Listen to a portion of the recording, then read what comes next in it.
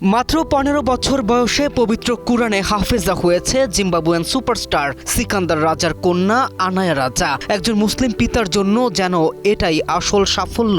সন্তানের সাফল্যে সর্বদাই গর্বিত হয় পিতা, আর সেটা যদি হয় পবিত্র কুরআনে হাফেজা, নিঃসন্দেহে গৌরব ও প্রশান্তির মাত্রা ছাড়িয়ে যায় অধিক। ক্রিকেট মাঠে সিকান্দার রাজা অসংখ্যবার জয় এনে দিয়েছেন জিম্বাবুয়েকে, তবে এবার যেন তাকেই জিতিয়ে দিলেন তার কন্যা আনায়া রাজা। মাত্র ২ বছরেরও কম সময়ে পবিত্র কুরআনে ৩০ পারা মুখস্থ করে হাফেজা হয়েছেন ১৫ বছর বয়সী এই কিশোরী।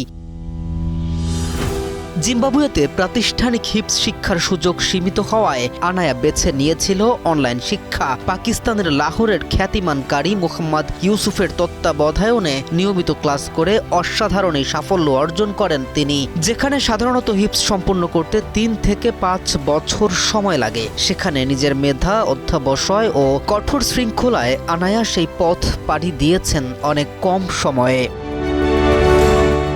AKS অর্জন করল গিনেস ওয়ার্ল্ড রেকর্ডস। AKS এই অর্জন উদযাপনে হারারেতে পরিবারের আয়োজনে অনুষ্ঠিত হয় একটি ঘরোয়া ইসলামিক অনুষ্ঠান। সেখানে ভিডিও কনফারেন্সে যুক্ত হয়ে শেষবারের মতো তার তিলাওয়াত শোনেন শিক্ষক এবং বিশেষ দোয়া পরিচালনা করেন।